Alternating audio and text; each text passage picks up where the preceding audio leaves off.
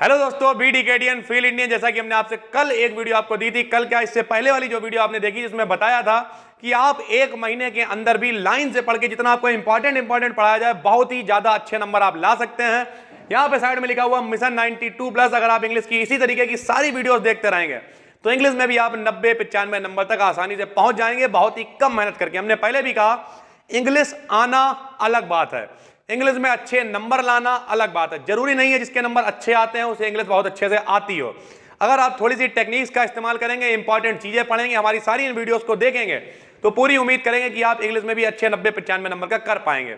कई सारी पूरी प्लेलिस्ट है, आप आराम से देखें। उसके अलावा ये जो सीरीज आज से स्टार्ट हुई है इसका ये क्लास फर्स्ट है, साइड में लिखा हुआ है, ठीक है। डेली आपको 9 बजे वीडियो मिल जाया करेगी, डेली 9 बजे वीडियो का इंतजार करें। आज हम आपको बताने वाले हैं एक बहुत ही इंपॉर्टेंट एक्सप्लेनेशन जो लगभग पेपर में हर दूसरे तीसरे साल मिल जाता है। जैसे हम आपको दिखाते हैं, ये आया हुआ है 2011, 12, 14, 15, 16, 17, 18, 19, 20, यानी लगभग हर साल ये आया हुआ है। बहुत इंपॉर्टेंट है, तो आपको इसे नोट कर लेना है, बिल्कुल तैयार कर लेना और आराम से पहुंच जाना है, ठीक है। ये एक्सप्लेनेशन पूरा हमने नहीं लिखा क्योंकि इतनी मेरे पास जगह नहीं है, तो हमने लिख दिया his state is kingly thousands at his से डैश डैश डैश बेट तक। आप इसे पहचान लेंगे हिज स्टेट, जहां पे इज किंगली थाउजेंड इस तरीके से आ जाएगा, आपको इसे पहचान लेना। ये चैप्टर है ऑन हिज ब्लाइंडनेस। कौन सा है? On his blindness. और इसे लिखा है जॉन मिल्टन ने। किसने लिखा हुआ है? जॉन मिल्टन ने। On his blindness. दोस्तों नाम से ही पता चल रहा है ब्लाइंडनेस का मतलब होता है अंधापन। इसमें जो कवि होता है वो अंधा हो जाता है और फिर वो भगवान की थोड़ी सी तारीफ भी करता है, थोड़ी सी बुराई भी करता है, थोड़ा भगवान के बारे में कहता है कि भगवान के लिए तो लाखों लोग हैं, करोड़ों लोग हैं जो उनके आदेश पे दौड़े चले आते हैं, लेकिन फिर वो सोचता है कि लगता है हमने अपना जो कवि हैं, हमने अपने कवि का इस्तेमाल नहीं किया, अपनी कविताओं को भगवान के लिए नहीं दिया, इसलिए उसने हमें अंधा कर दिया है। और फिर वो कहता है लेकिन मैं भगवान को मानता हूं और भगवान, वो लोग भी भगवान के सच्चे सेवक हैं जो उनकी आज्ञा का इंतजार करते हैं कि कब भगवान हमें कोई आदेश देगा और कब हम उनके लिए कुछ करेंगे, ठीक है। तो ये थोड़ी सी पोएम है, यही इसमें लिखा हुआ है। हम लोग लिखने का बिल्कुल सरल तरीका रेफरेंस, कॉन्टेक्स्ट और एक्सप्लेनेशन। जैसे आपने हिंदी में पढ़ा होगा संदर्भ, प्रसंग और व्याख्या, वैसे यहाँ रेफरेंस, कॉन्टेक्स्ट और एक्सप्लेनेशन, ठीक है। तो हिज बेस्ट स्टेट से डैश डैश डैश वेट तक। रेफरेंस सबसे पहले संदर्भ में आप क्या लिखेंगे, सब में सेम चला करेगा। आज से ये सीरीज शुरू, जहां भी एक्सप्लेनेशन लिखाएंगे, जहां भी लॉन्ग क्वेश्चन लिखाएंगे, ऐसे लिखेंगे the present question has been taken या these line have been taken.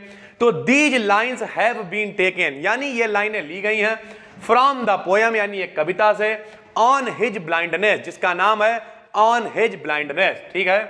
Composed by John Milton, जिसे लिखा है किसने? जॉन मिल्टन ने लिखा है। किसने लिखा है? जॉन मिल्टन ने। एन इंग्लिश पोएट, यानी जो एक इंग्लिश के कॉमा लगा के, यहां पे आप जॉन मिल्टन के साथ कॉमा लगाया, इनकी विशेषता है ये। तो एन इंग्लिश पोएट, जो कि एक इंग्लिश के कवि हैं, ठीक है। तो इस तरीके से आपको लिखना है, बिल्कुल सरल है। These lines have been taken from an important lesson या पोएम, पोएम का नाम आपने लिख दिया, on his blindness composed by John Milton, और ये कॉमा लगा के इनकी विशेषता लिख दी है कौन? एन इंग्लिश पोएट, ठीक है दोस्तों। तो अंधा हो गया है, अब अंधे पे आदमी क्या कहेगा? भगवान को याद करेगा। फिर कॉन्टेक्स्ट क्या लिखा? इन दीज लाइन्स, यानी इन लाइनों में, द पोएट यानी कवि, एक्सप्रेसेस यानी व्यक्त करता है, हिज सॉरो माने अपना दुख, because he has become blind, क्योंकि वो अंधा हो गया है। बिकम माने होना, ब्लाइंड माने अंधा, क्योंकि वो अंधा हो गया है। एट द अर्ली एज, यानी जल्दी ही अंधा हो गया, बहुत कम एज में अंधा हो गया है वो। अब क्या कह रहा है जरा देखिए, ही थिंक्स, वो सोचता है, that God will scold him, scold वाला होता है डांटना, कि भगवान उसे डांटेंगे, for not using his poetic talent, जो उसके पास कविता कहने का टैलेंट है जो उसने यूज नहीं किया है। क्यों नहीं यूज किया? टू सर्व गॉड, यानी भगवान की सेवा में यूज नहीं किया है, उसके लिए भगवान उसे डांटेंगे। He also shows his faith in God, लेकिन वो साथ साथ भगवान पे भरोसा भी दिखाता है, ठीक है। उसके बाद इसका एक्सप्लेनेशन लिखेंगे। एक्सप्लेनेशन में यही बातें जो कॉन्टेक्स्ट, उसी से मिलता जुलता थोड़ा सा एक्सप्लेनेशन। इन दीज लाइन्स, यानी इन लाइनों में, द पोएट सेज, कवि कहता है, that God is the king of Kings, यानी जो भगवान है वो राजाओं का राजा है।